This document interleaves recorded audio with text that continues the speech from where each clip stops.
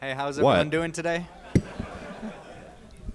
So, my name's Paul, and who here knows who this is? I guess that'll do. So today he's going to be basically going through one of his scripts that was put to a Twitter vote, and it sounds like the resounding winner was Call of the Cutie. No, I didn't even write that episode. I know. Cutie Mark Chronicles. I missed the joke. Yeah, it wasn't even close. I didn't even get to see it. It was apparently. a landslide. Well, he didn't want to get shot yet during the convention, so I think we were going to avoid that one. What are you talking about? So what we're going to do here is I'm going to go through this relatively quickly so I can you guys can give questions.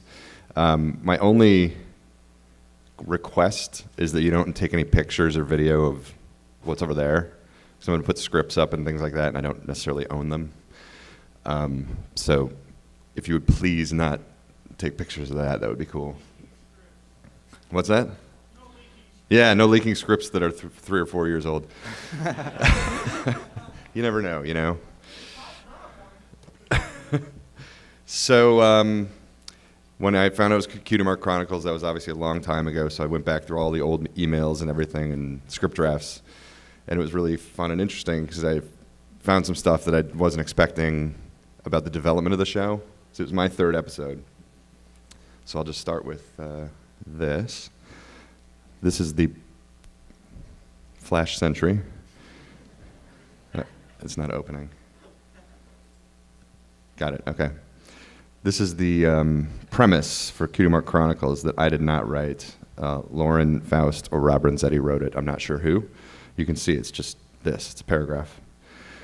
I'll just read it. It says, waking up yet another morning without her cutie mark Appleseed, who became Apple Bloom. Just can't figure out what she's doing wrong, so she goes on a research mission to find out just what you have to do to convince the powers that be that you're ready for your cutie mark. To find out, Appleseed spends a day asking the ponies to relay to her what happened the day they earned their cutie marks. In a series of reminiscing flashbacks, some exciting, some funny, and some sentimental, we learn too. So you can see that's basically what the episode ended up being. So that's a good premise. Sometimes they change a lot. And the other interesting thing about this is, look at this. Apple Bonk season, which became Apple Buck season, and this also has Apple Bloom and no mention of any other Crusaders, so I don't think they existed at this point. It was just Apple Seed was the only younger one. And then there's one down here called Bring on the Thunder that was never made. Okay, that's enough of that. Let's see. Appleseed. Oh yeah, there's one other cool thing there. This is like I said, Lauren wrote this, so you can see her thought process. In this Bring on the Thunder one, the team is called the Blue Thunders. So it was before they were the Wonderbolts. And then my other anecdote from this is I saw the email about setting up our story meeting. I did. None of you are recording this, right? You can record Paul, just not that. You can record me, I don't care, but just not the screen, right? We're cool? Okay. I looked at the emails for setting up the story meeting for this episode, and we met in Beverly Hills at some agency, not at the Hub, because we didn't have an office. We still don't have an office at the Hub, but that was weird. And I remember walking to lunch in this story meeting, and there's a huge line on Beverly Drive for this place called Famous Cupcakes. And we had to go around it, and it's the Kardashian sisters' cupcake shop. Grand opening. It was the same day we broke Cutie Mark Chronicles. So there's a little history for you. Page 2. So this is an email that I sent to Lauren and Rob, which has the second draft of, it was called Up, Up, and Dismay at the time, but it became Sonic Rainboom, and the first draft of Cutie Mark Chronicles outline. So I don't even know why I'm showing you this. It's just an email.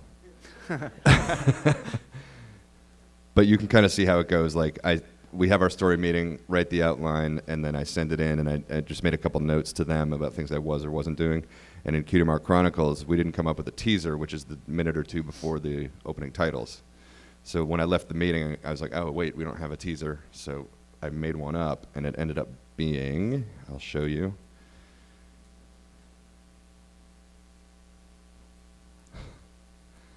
Sorry.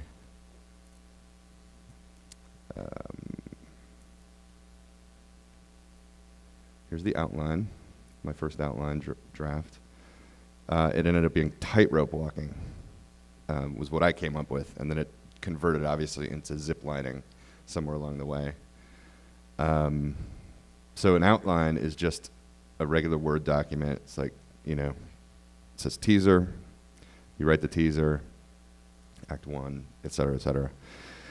So you can see, what I thought was interesting about this is you can see how many things went all the way through to the episode that aired.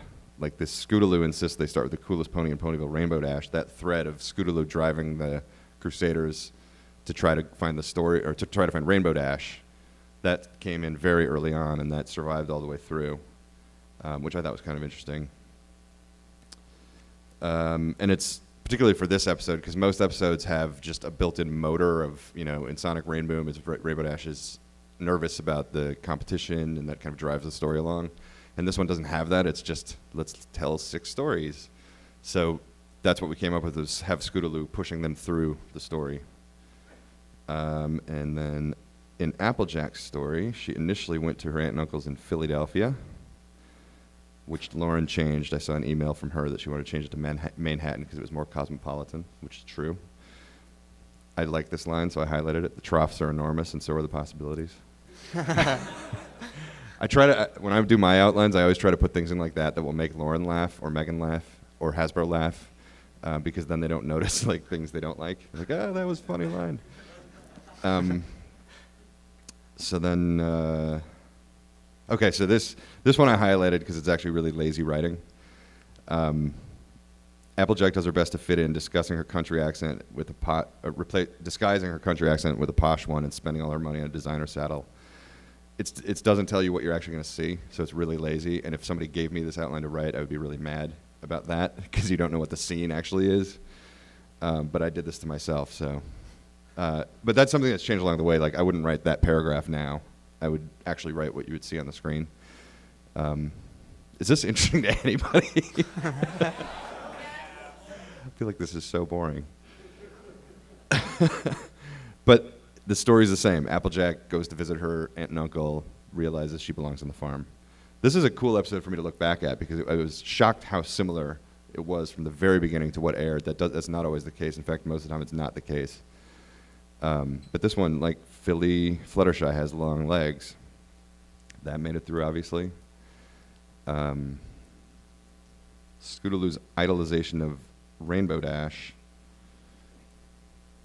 Yeah, so she interrupts the story to cheer when Fluttershy mentions Rainbow Dash. I can't remember if that made it into the episode or not. I think it did, yeah. It did.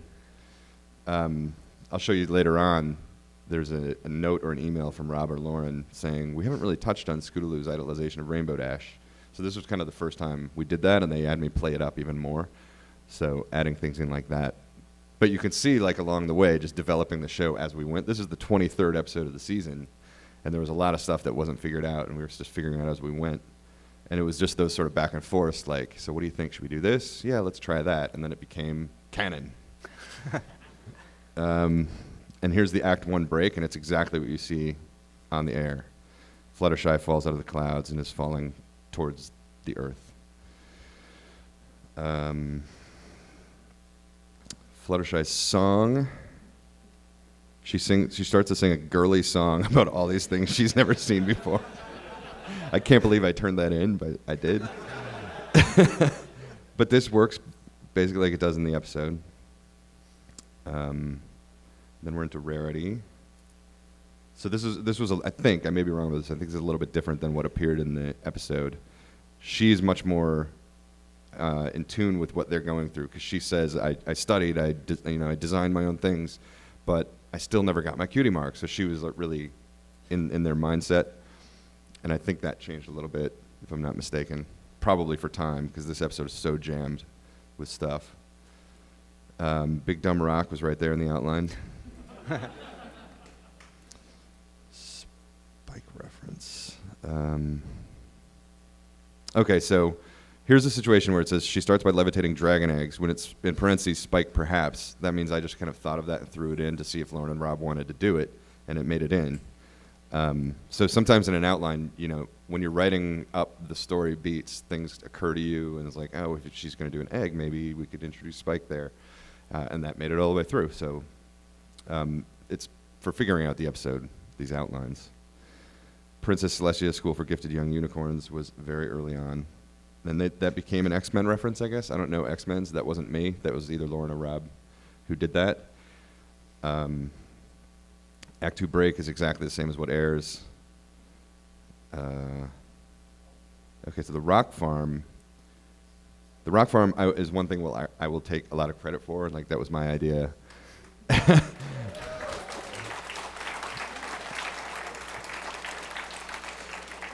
And stuff like this, like there's no laughter, there's no joy, there's no smiling, there are only rocks. Like, that was, I went home and I was like, oh, maybe I should just write it like that, like really kind of dour. And so I just wrote it that way, and I think that probably came through.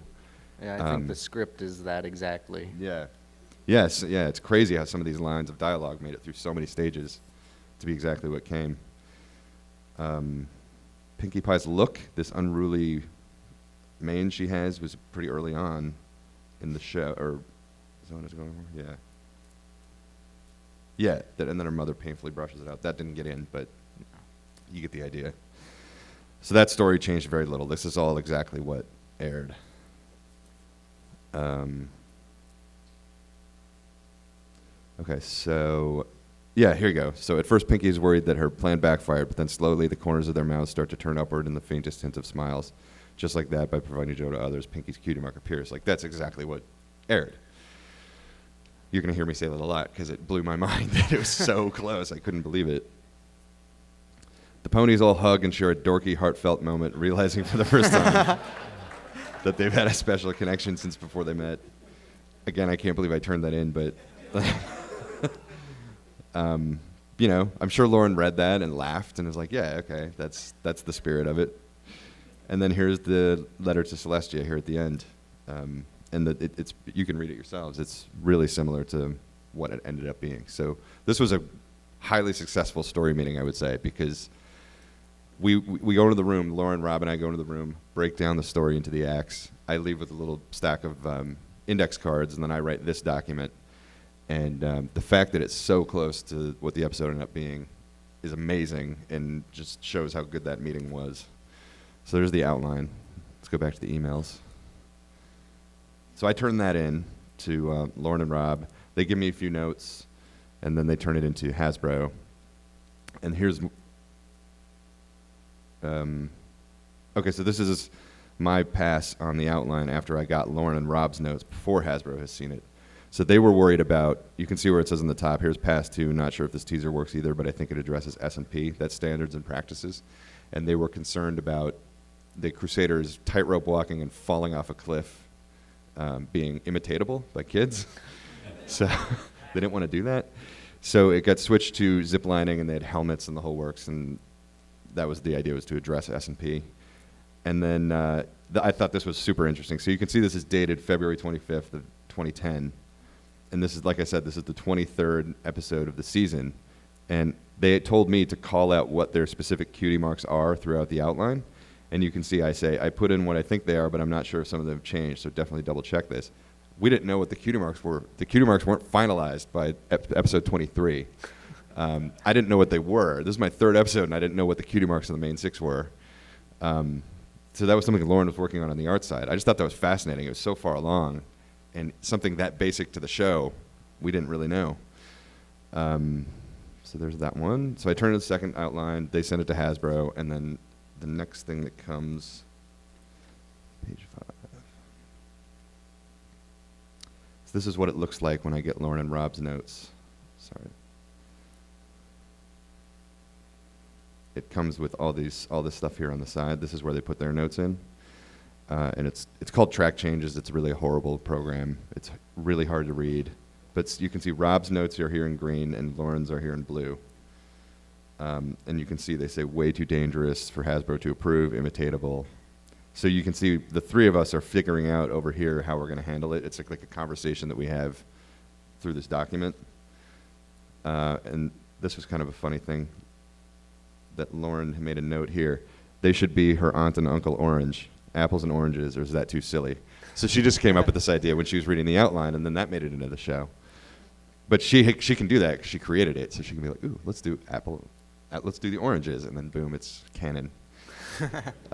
So I thought that was kind of interesting that she just kind of threw that in, and now it's a thing. This is where she says Manhattan instead of Philadelphia. Lauren wanted, where is this one? Here, it says, this is Lauren's note. You don't need to put this in an outline, in the outline, but it could be funny in contrast to Fluttershy's tallness to make Rainbow Dash unusually small for her age. Did that make it in? So Rainbow Dash is actually smaller? Okay. Yeah. So that was a great note, because it's like a Napoleon thing, and she's the one who champions for Fluttershy. It's just a really cool note, which is part of her genius. She's just like zeroes in on these great little details. Bottom of page 4. Are you getting seasick watching me do this? Why will Rainbow Dash's story be different? Okay, so this is where we were sort of figuring out Scootaloo and her idolization of Rainbow Dash, and throughout the process. And what Scootaloo says, these stories are all about finding who you really are and boring things like that. That's not what we need. We need action. We need Rainbow Dash. Rob's asking, so why is Rainbow Dash's story different? And then that led to maybe we should have her idolize her even more. So you can see the development of some of these things that you guys know so well now. This is where they started.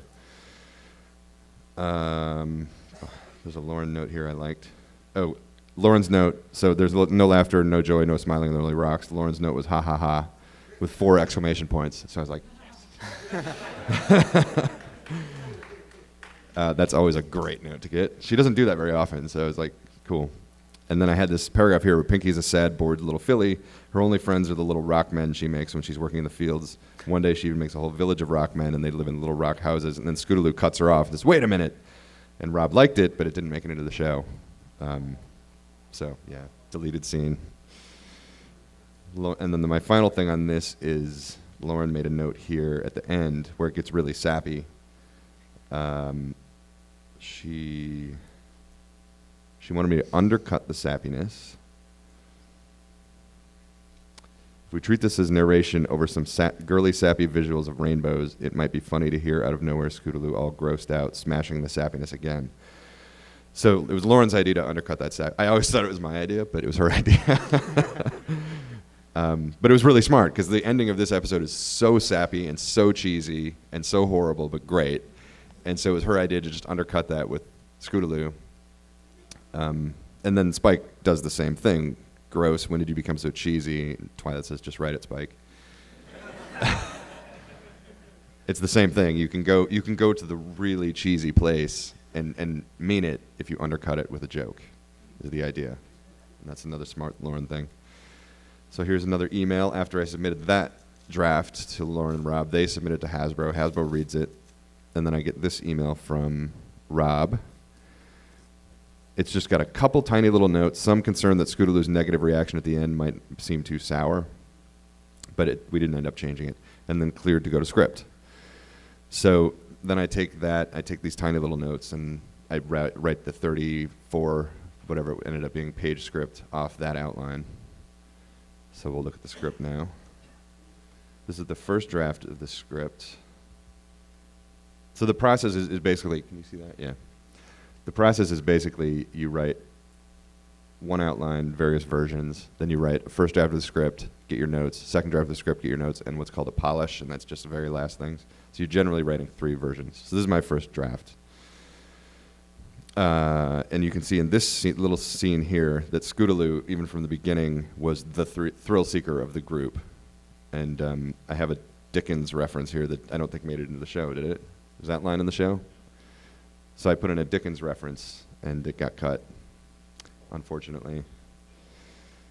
So they're ziplining this whole thing. Sweetie Belle says, "Oh no, no thumbs." Was that in the show? Nope. So that didn't make it in either. I thought that was a funny joke. she goes to grab the rope, but she just has this like block hoof, so she can't grab it. But I think they probably cut this because they didn't even want to reference thumbs at that point or something. Yeah, exactly. They wouldn't know. Yeah, exactly. So there's the teaser. You know, it ends, main titles, and then you go into Act 1. I'm not going to show you all this because it'll be super boring. It's mostly what ended up in the air. Okay, so you see these little things here? These little boxes. These are called script notes, and it's just a way for Lauren and Rob to, again, send me notes. So here's a note from Rob.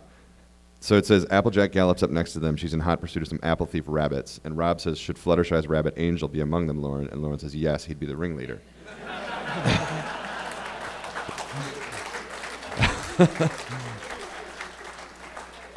So you can see through this conversation that the three of us have on this document, Lauren developed Angel's personality right there. You can see it happening.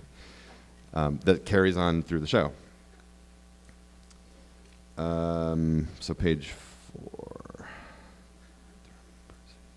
Okay, so here's Applejack's. This is what I wrote. A younger and more heartthrobby version of Big Macintosh shows a younger and more prissy version of Applejack, the proper technique for apple bucking. She's disinterested, hiding under a parasol to keep the sun away.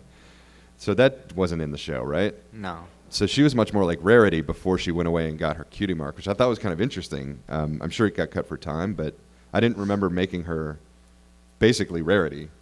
And then once she discovered her love for home and family and whatever and gets her cutie mark, she becomes the Applejack that we know. But there's another cut moment, I guess. Nobody's videoing that, right? All right. Okay, so the oranges. Big Macintosh watches with amusement as his straight-laced little sister runs in circles. So the trick with this episode is obviously you got 6 stories plus the wraparound story in 22 minutes. It's like impossibly short. So little moments like that are kind of a nice character moment about Applejack just had to go because there just wasn't time. So now we're going to the oranges. Here's the oranges. You can read it yourselves. I don't need to read it to you, but some of this, like, Isn't She Just the Living End, was in the show. Right? Yeah. Yeah. So I have nothing to say about that. That's just a scene that made it in. There's a line. Okay, so here's an Applejack line that I really liked, but it got cut. This is at the dinner party, I believe. Yes, this is where they're all having the dinner party. And what's he talking about? What do I say? This is Applejack's thoughts. I don't want to look like a fool. So she composes herself and then says, well, darling, there are 2 things a pony never discusses, politics and her age. And then they all chuckle, and she's like, I'm doing it, I'm making it. But for time, I'm sure that got cut. Okay, so I'm so hungry I could eat I just highlighted this because I'm shocked that got into the show. That made it through. I put that in probably just to make Lauren laugh, knowing it would get cut, but then it just never got cut.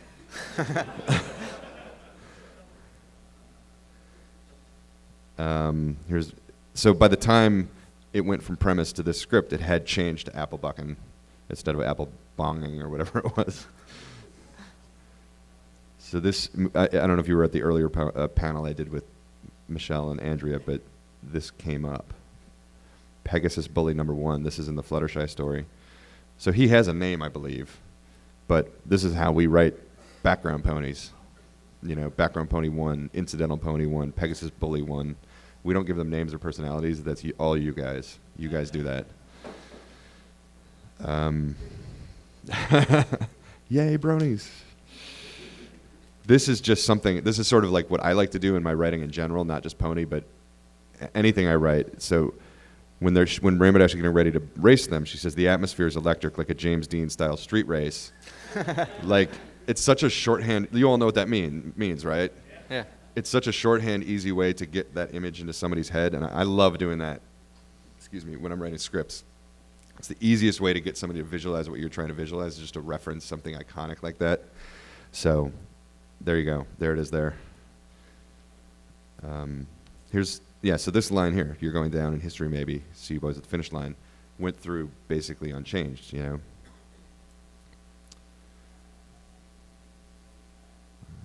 Okay, so this is my biggest embarrassment.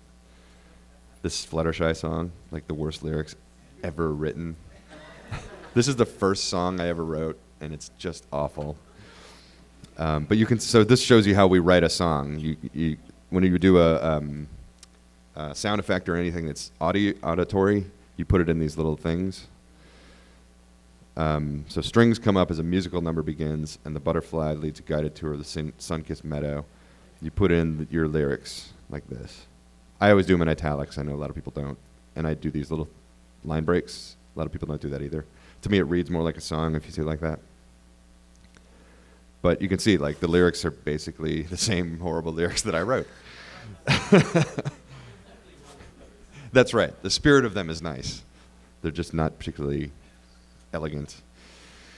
And then here, so she holds the big note. The animal's doing a spectacular Busby Berkeley type routine. Do you guys know what that is? It's like an old school, big time Hollywood musicals with all sorts of visuals. Exactly. So that again was just a shorthand thing. I know Lauren will know exactly what that means. The DHX people will know exactly what that means. So it's just a really quick way to get the visual across. So the Rarity song, the play that Rarity was doing in the episode, did we find out what it was? It's just not kids really. dancing. I think they're dressed up as food. Okay, so that did make it through then. Lauren wanted to be the 4 food groups, either dressed up as food groups and doing like this educational type play. And there was a song. There was a little song that got cut. Second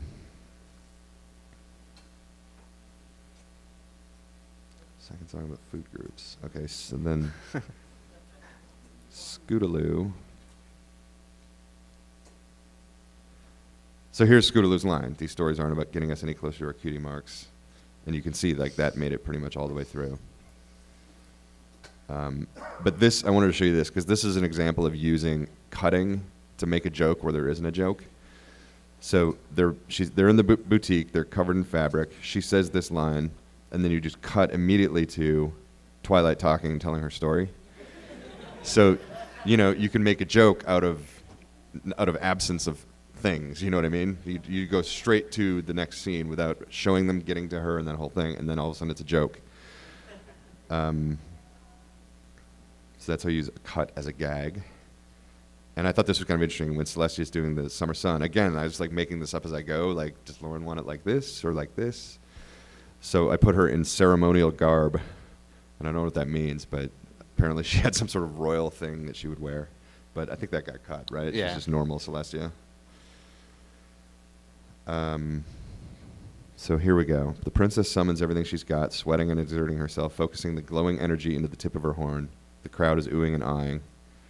And if it's in these little brackets, then it's just a pickup line. The actors will just do whatever they want. Slowly, light starts to wash over the fairground as the sun breaks heavily over the horizon. The princess seems to be using all her strength to remotely lift it into the sky. And again, I didn't know what I was doing, making it up as I went. Lauren's note. So Rob says, Lauren, is this how it's done? And Lauren says, I had never thought of it, but I don't see the princess straining quite so much. Plus, she supposedly does this every day. It's just at the celebration she does it for the masses. Maybe she's more Zen master about it. You could make it really girly and Sailor Moon-like, where the magic from within her makes her long rainbow hair whip around her and crap. She says that a lot, actually. And she glows all unearthly and stuff. The princess does have enormous wings, too. Maybe she levitates herself. So this is just another example of Lauren's like spitballing, thinking of things as we go. And then the three of us sort of having a conversation about what it should actually look like, which I thought was kind of interesting. This is a tiny little change, but so this is Twilight's story now. It's the little montage where she's studying and trying to get better. And then finally it happened. The eggshell lies cracked on the floor, tiny baby Spike. I had it in the script earlier than it is in the episode, because in the episode she does that during the exam, if I'm not mistaken. Is that Yes. right? Right, and I had her doing it before the exam, because the exam comes here. So somewhere along the line that got changed. And then this act break is exactly the same. You know, her being freaked out about the entrance exam. Down to Pinkie Pie. Okay, so Pinkie Pie, I highlighted this because this is an early script for me, but to me this shows like I thought she was really easy to write. Scootaloo, hey Pinkie Pie, have you seen Rainbow Dash anywhere? Sure haven't, but if I was Rainbow Dash, I'd be at Sugar Cube Corner. Of course, if I was anyone, I'd be at Sugar Cube Corner. I want to go to Sugar Cube Corner. Like, it was pretty easy to write her, you know who she is pretty early on. Oh, I'm super proud of this. Check this out. Pinkie's father, we better harvest the rocks from the North Field tomorrow. Winter's coming. Earliest Game of Thrones reference ever.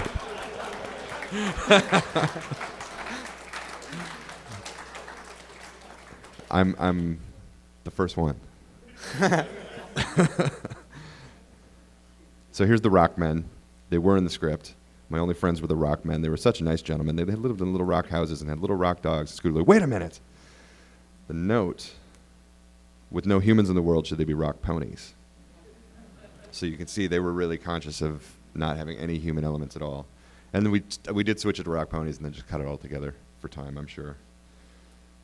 I thought this was pretty interesting. When Pinkie Pie's mind expands when she sees the rainbow, here's how it's described. Her eyes go wide as a brilliant glowing rainbow opens up in the sky, casting a spectacular array of color over the dismal rock farm. Her pupils dilate, her jaw hangs open. We're watching her mind expand. So that's what I sent to DHX, and then they created that iconic, like, of her smile happening. You can just see how they took this and made their own thing out of it. I thought that was kind of cool. Oh, this is a fun thing, too. So Pinkie's mother, Pinkie Pie, is that you? Lauren's note. Is there any way for Mom to call her something more formal, Pinkerton or Pinkley? This is Rob. Then Lauren, any ideas? Lauren says, just seems like Pinkie Pie is too frivolous a name for them to give her. Then a bunch of ideas, and one of them is Pinkamena. So I don't know how many of you, are you reading the other ones? So I don't know how many were here yesterday, but my Aunt Diane was here, and I used Pinkamena Pie, but I still didn't think it was funny enough, so the first name that came to my mind was my Aunt Diane's name, so that's how I put Diane as her middle name. So you can see the development of Pinkie Pie's name right here in this episode. Okay. So we're already on page 30, and we're still only on Pinkie Pie. So this is a long script. And that's how Equestria was made. That was there from the beginning. And this is just a general thing about when I'm writing. Like, I'd love to do stuff like that, because that made me laugh when I wrote it. I didn't expect to write that. I was just typing, and I was like, oh my God, that's really funny. I'm going to do that. But that's what I try to do, is just always make myself laugh and do unexpected things that even I wasn't expecting.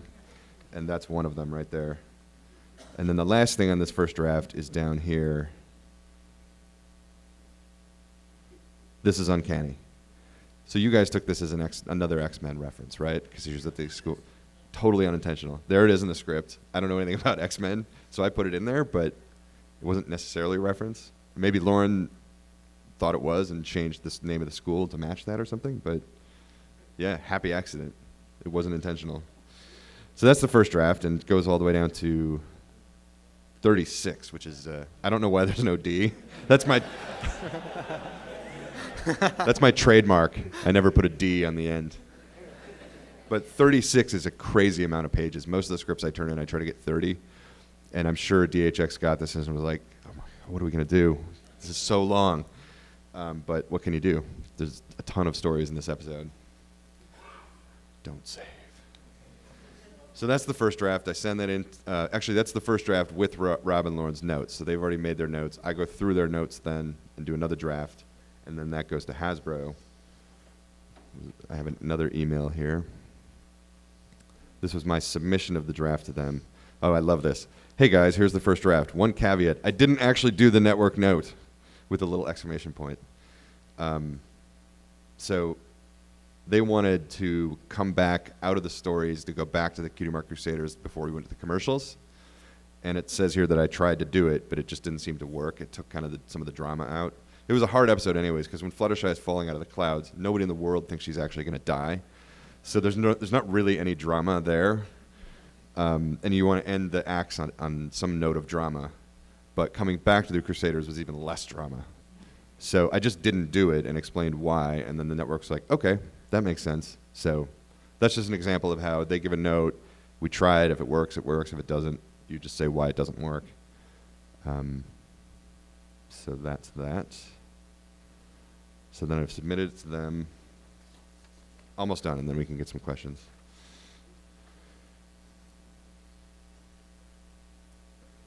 There's another email.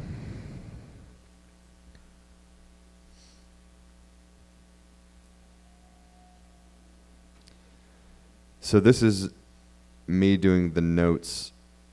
Okay, so this is an email I sent to Rob after I got Rob and Lauren's notes, and I had a couple questions on some of their notes that I thought were interesting. In the Applejack scene, I'm not familiar with Angel. Is there anything special about him or her? I didn't even know if it was a guy or a girl. Or is it enough for the board artist if I just say that Angel's the ringleader? So when Lauren, I showed you that script note where Lauren said, should Angel be, and Lauren says, yes, Angel should be the ringleader. I had no idea who Angel was. So this is me saying, who the hell's Angel, and what do I do with that rabbit? But it just shows like how the show was being developed as it went. And then down here, so this is what I said. So clearly I was cheating with the whole Fluttershy calms the animals bit. Any suggestions on what this might look like? Is it a situation where she almost has a magical touch, like she places a hoof on the animal and the touch calms them, or is it her tone of voice? Not sure if you guys have displayed this sort of behavior from her before and what it might look like. So even something as basic to Fluttershy as her ability to communicate with animals, we didn't know what that was or what it looked like, how she did it, like physically did it. So I sent this email saying, what do we do? And you'll see they gave me the answer. Okay, so this is my last thing. It's the second draft of the script. And this, when you do a revision, you get these colors and these little dots over here so that you can, rather than having to read the entire script again, you can go straight to the parts that have been revised. So what do I want to show you here? So, page 3, Clubhouse, Scootaloo's hair with the tree sap, blah, blah, blah. She says, it's no use. No matter what we try, we always end up without cutie marks. Her rag gets stuck in the sap, joining several other rags already stuck around her body, and surprisingly often covered in tree sap. So that was a joke that came out of a network note. I wanted to show you an example of that. Okay, so but the note was, I had said that things were sticking to her, and Lauren and Rob thought it was funny, but wouldn't read visually without some dialogue. And Hasbro wanted dialogue, so I put this dialogue in, and then it became a joke. I don't know if it's a good joke, but it's a joke, technically. This is... Okay, so here's where I was talking about the development of Fluttershy's powers and how she can handle animals. This is all blue because it was all changed in this draft after I got Lauren and Rob's answer as to what it would look like. And you can read it there. Her eyes open and she calmly heads into the chaos. She approaches some screaming frogs. Why did the screaming frogs get cut? That would have been great. Ah! And calmly places a hoof on their heads. That's not in, right? That's not a thing.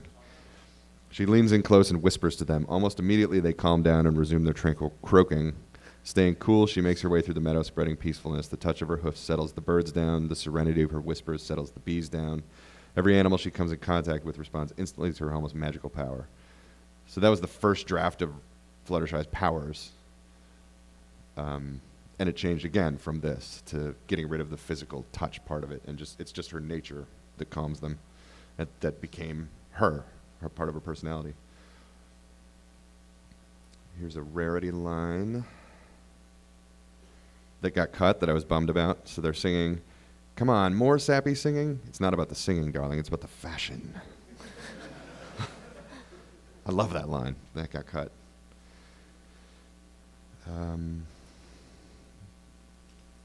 This is the dumb rock moment.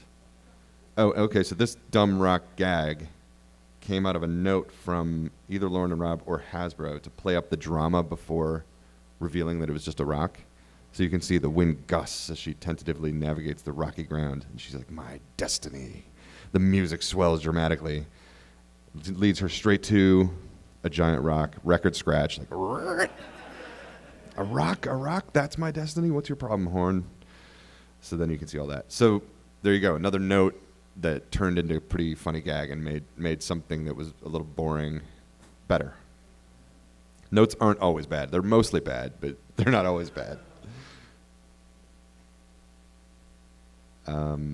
Here's another line I thought was funny. Places everyone first positions to rarity. I do hope every pony's ready. I just caught Pinkie Pie eating her script. And this is like Philly Pinkie Pie when she's a little girl. So I thought that was a funny line, but that got cut too. But this is a case of when you're writing, you just throw out as many gags and lines as you can and see what sticks. You know, this one didn't. And then the last thing I want to show you is about Pinkamena. There it is. So you can see where it's blue. It used to say Pink E Pie, and I deleted that and put in Pinkamena Diane. So I picked Pinkamena out of Lauren's options, and then put in Diane after my aunt. So I think that's it. That's all I highlighted. But I think you can see some of the development of how it goes along the way. There's a D here.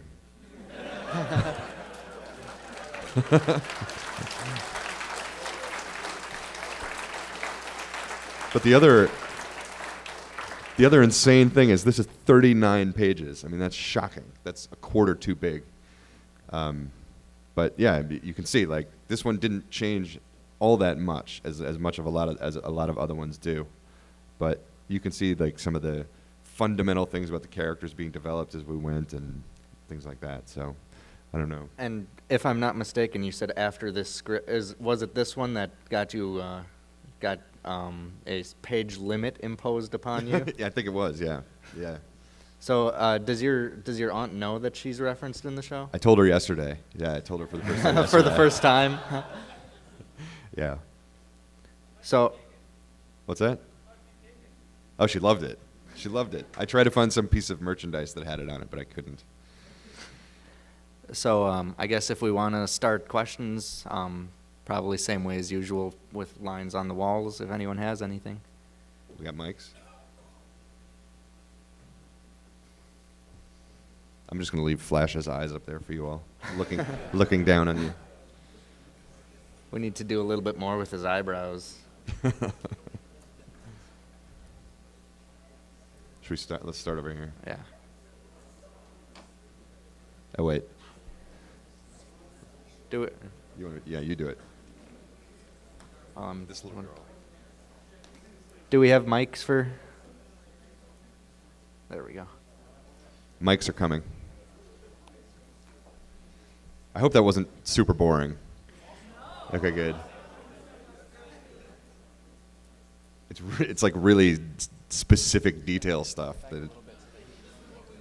Okay, good. I thought so, but I couldn't tell. Okay. Hello. This is kind of a random question, but how old around do you think the main six are? I have absolutely no idea. I think the general idea is that they're like 20-ish, but I don't know. I think the same question came up to Lauren, and she said about the same thing, that they were kind of post-school, but in their early years, kind of getting into life, I guess. Yeah, because some of them have jobs and things like that. Right. Or on that side? All right. I have two questions. First one is, as a writer on the show, are you allowed to read fan fictions and stuff like that? Because, I mean, I've heard that, like, some authors prefer not to read fan fiction about their characters for fear of, getting in trouble for stealing ideas. Yeah, we're not allowed to, and that's not just this show. I used to work for a director in New York who was a pretty big time director, and people would send him their scripts all the time. We had to return them unopened. We weren't even allowed to open them because they were afraid that if we even saw it, they could sue us if we ended up using anything. You know what I mean? It's a legal thing. Like, we're not allowed to, because say I write something that I got out of your fanfic, then you'll sue Hasbro, and with good reason, and it's to make it clean that there's no overlap there. Yeah, and I know Amy said the same thing with her book, that now that she's writing a book, she's stopped reading other books just because she's even worried that she'll unintentionally put something in similar to it. Yeah, that's true. All right, and the second question is, if opening a dragon egg is part of the entry exam for the school, why are there not more dragons in Canterlot? Well, you'd have to ask Lauren, because in my script, she opened the dragon egg on her own. It wasn't part of the entrance exam.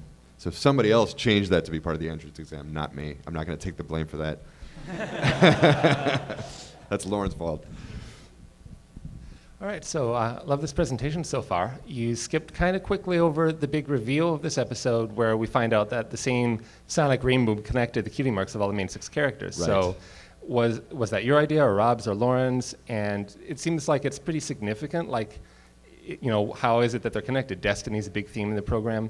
Was there any conversation about what its long-term effect would be? And do you think that this connection will ever come back? I think it was. I have to remember back because this meeting was 4 years ago. But I actually think that connection of all the stories came pretty late in the meeting. And I think it was a moment of like, oh, wow, we could connect them all through this. And so we had to finesse some of them, obviously, to make that work. But it wasn't like, we didn't start from they're all going to be connected by this sonic rain boom. I do remember that. It came later in the meeting, and it was kind of an aha moment that, oh, this will thread everything together. And then the moral comes out of that, obviously. Like, you look up at the sky, you see, I can't remember exactly, you see a rainbow, you never know, your friend might be looking at the same rainbow. That all just came out of that idea. So it was a great meeting in that respect, too, because these really cool, big things just organically happened in the room. So, yeah, that came about while we were developing the story. It wasn't where we started from. Do you see it as just chance that they were all connected, or do you think there might be some cosmic significance? In universe? Yeah. I don't know. I'll leave that to you. I don't know. I would say yes. I like that kind of idea.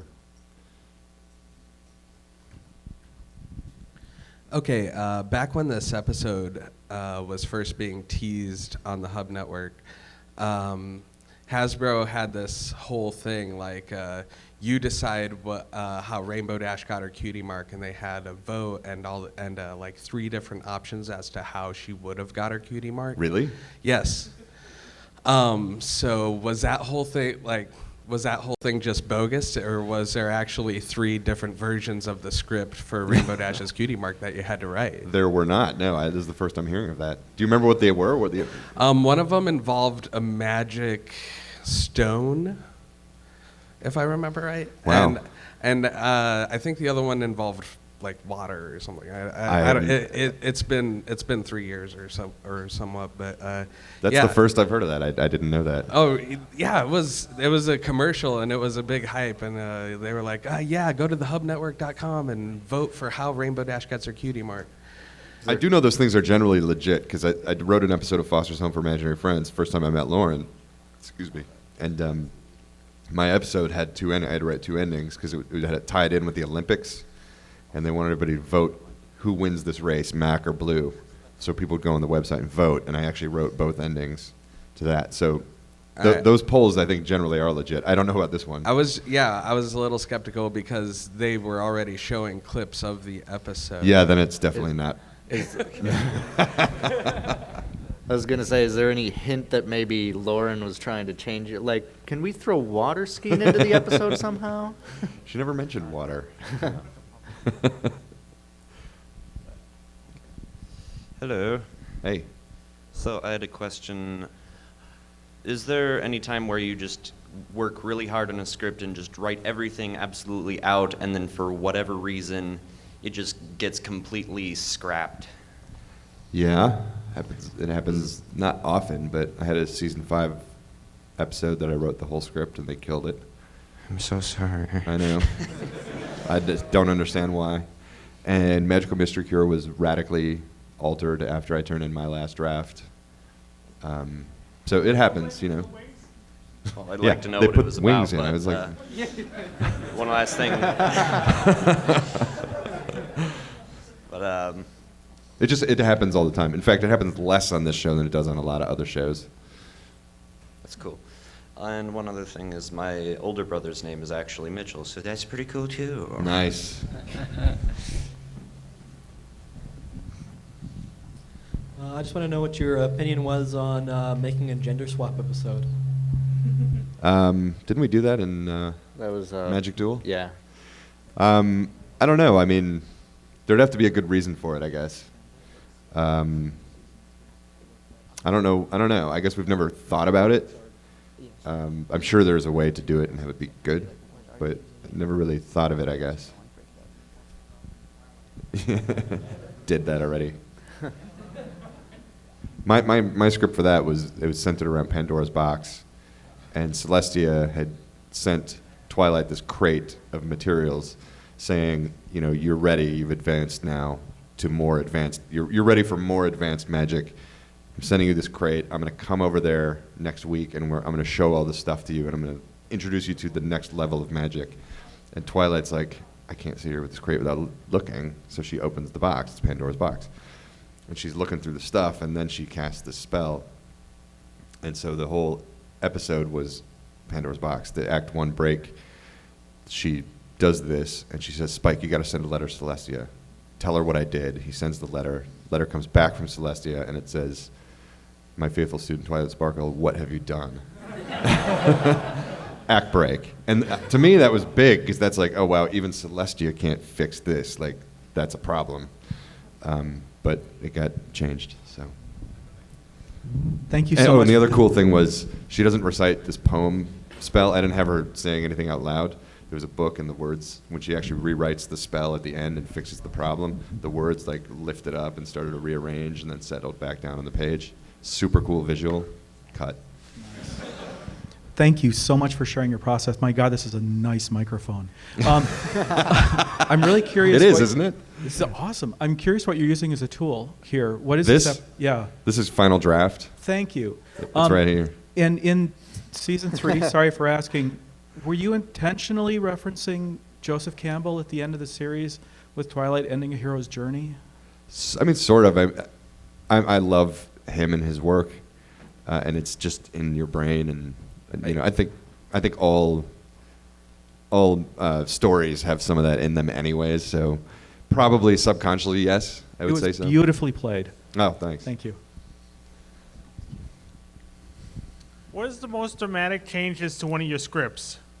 Magical Mystery Cure, for sure. I had a song where Stephen Magnet sang. There was just it was a musical episode, so there was a lot of input from Daniel, and it's maybe for the best, because I'm pretty sure minds would have been blown. all I remember is his song ended with him saying, "Come on, boys, let's bring it on home." It was hilarious. He's got a top hat and a cane, and it was great. But yeah, I mean, it just it got changed quite a lot. Yeah, hello. I wanted to ask you, what was your least favorite episode to write? It's one that's coming in season 5. It's not to say that I don't like the episode. I think it's actually a really cool episode. But I was saying this earlier, it's not inherently funny. It's not a funny premise. It's more emotional. And what propels me writing through the script is making myself laugh and surprising myself. And when it's not a funny episode per se, then it was hard to do.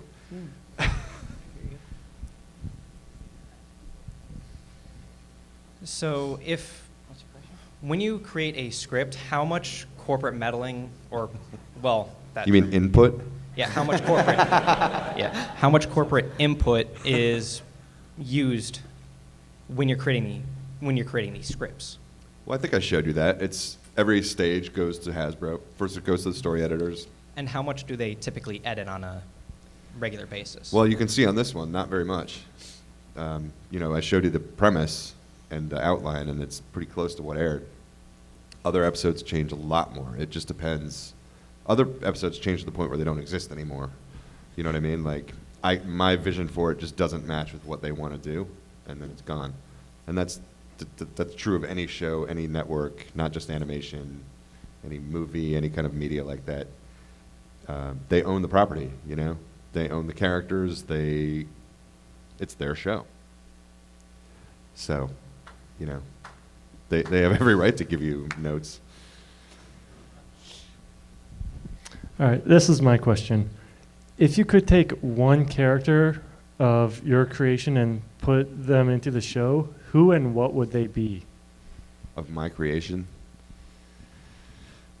Huh. I don't know. This isn't what you asked, but Discord was like definitely one of those situations. And it's weird because in the story meeting, I didn't watch Star Trek and I didn't know who Q was, but Rob and Lauren were like, "Oh, it'll be Q, it'll be great." So I had to watch all these episodes and fell in love with Delancey and Q, and then that was just like so much fun to write that character into the world, who's all he wants to do is really just have fun in his own way. So I don't know, maybe somebody like that. I'm not a big fan of like big angry villains. So maybe somebody like that. And the Flim Flam Brothers, the same thing. Like they're just kind of fun, slimy guys, but they're fun and they're fun to write. So bad guys are fun. How long does it usually take you to write, like just like a main idea, like for like this episode, or right? Yeah, for like an episode. Like I see that it's like 36 pages or 39 pages long, but like how long does it usually like? You know well, what I mean? from beginning to end, it's about 3 months. Okay. But that's every step. That's premise, outline, all these drafts. Okay.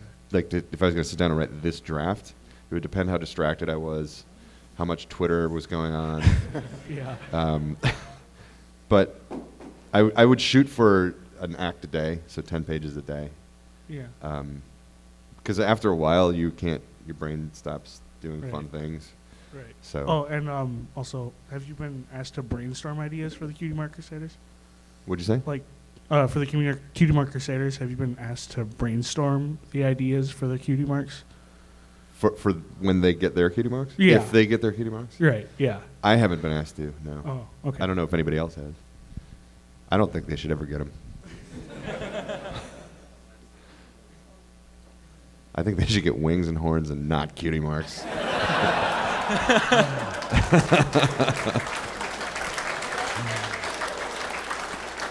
Oh, and by the way,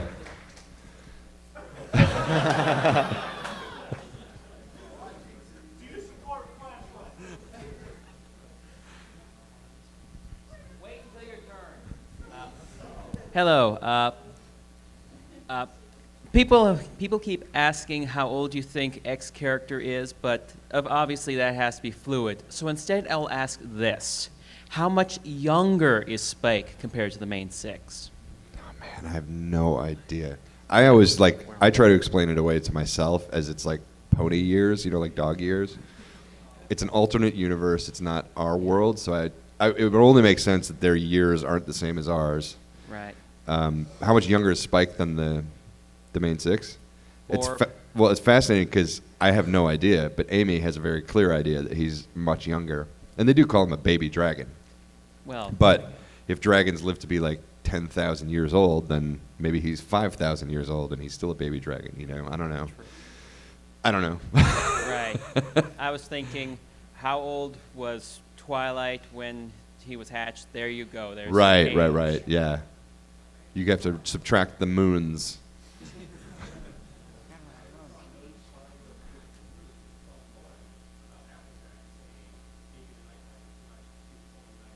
That's right.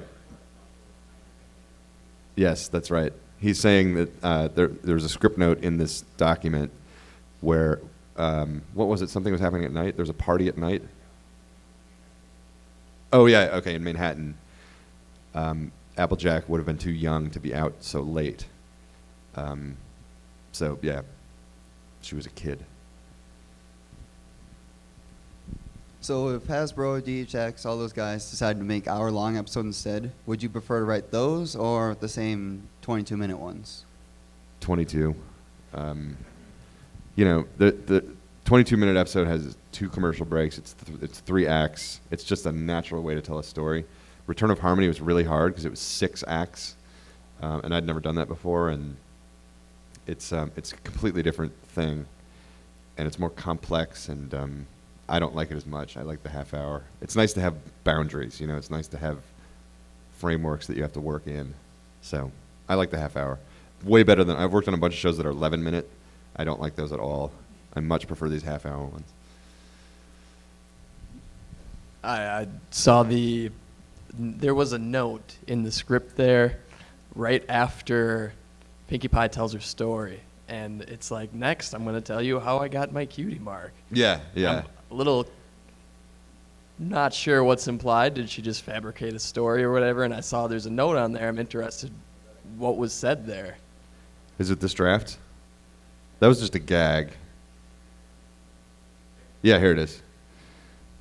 You want to know what this is? Is that what you're asking me? You want me to open the script note? Rob says, funny, but is this too confusing? And Lauren? Lauren says, I bet the ed consultant will take issue. We could leave it in and see what they say. And they didn't say anything. So ed consultant is, in the first season, the show is EI, which means it has to have an educational component, which means you have an educational consultant who reads everything you do and makes sure that the stuff like that is okay. So it was just a gag. It was just like, she just told the story of how she got her cutie mark, and then it finished with, that's how Equestria was made, and then says, I'll tell you the story of how I got my cutie mark. It's just Pinkie Pie, you know. All right, thanks. Yep.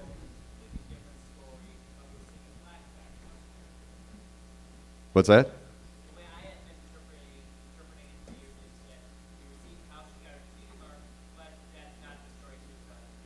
Oh, right. With her, there's a million ways you can interpret it. Anyone else? All right. I can add. I got one more question. Oh, okay. Okay, so in the original draft, what was the entrance exam to get into the school? Let's find out. I don't remember. But the potted plants thing was in here. I noticed that. Sorry, bear with me. Before Pinkie. Oh, that, yes. That was just excited Walla.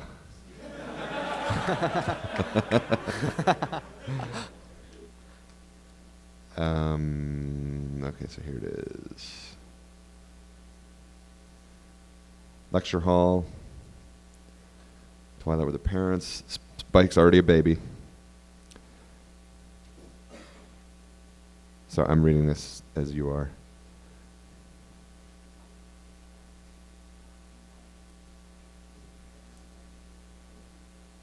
Yeah, I think she's just trying to levitate him. Yeah, she's just trying to levitate him. And she can't because she's too nervous. Yeah, there you go. I guess maybe with good reason, Lauren and Rob said that's not enough. Let's have her hatch the egg. So that's, I'm guessing that's why they changed it. If this thing actually works. Character continuity. I was actually curious, in seasons 1 through 3, there's a lot of character continuity, and in season 4, it kind of started to disappear. How do you plan on dealing with that in future seasons, just with keeping with characters? How do you keep in contact with everyone to make sure everything flows smoothly, seeing as there's been more, like with dates and things like that? Like dates? What do you mean? Well, just anything, just the continuity of the show. How do you keep that on track? Because it's starting to, I've seen like scenes in season 4 where it's kind of broken up. How do you plan on kind of fixing that or keeping, like how old is Granny Smith, for example? I don't know how old any of them are. Haven't I made that clear? I have no idea how old any of them are. It's, you're probably going to hate hearing this, but I don't worry too much about that. Jason and Jim are hardcore encyclopedias of the continuity, and they really watch that stuff. I like it because I think it helps develop stories and characters and things, but it's not my top priority when I'm writing is to maintain this like strong thing. It's just to write an entertaining episode. But I like to pay attention to it as much as I can. It's just, there's like 100 scripts, and I didn't write them all, and I don't know what those writers were thinking, and it is hard. It's hard. We're not all in a writer's room together. We never see each other. It's all done via email. And then there's such a long gap between when we write a script and when it airs. So it's not easy to do, and that's why it's good to have Jason and Jim, who deal with every single episode, watching for that stuff. So I do my best with it, and I try to use it to come up with ideas and stories, but it's definitely not like my top priority when I'm writing a script. Sorry. Anyone else?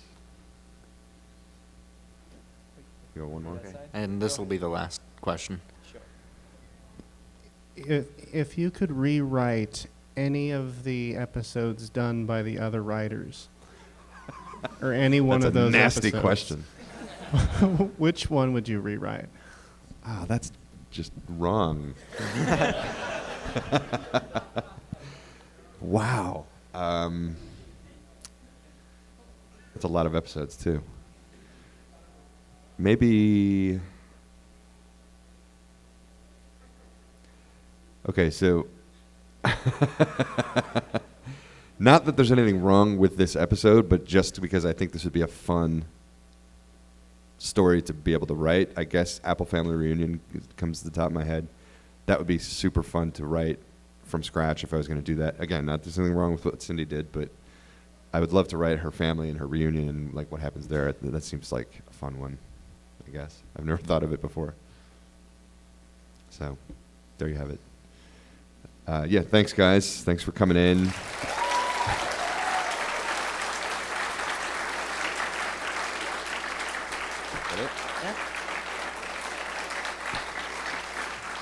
Thanks, everybody.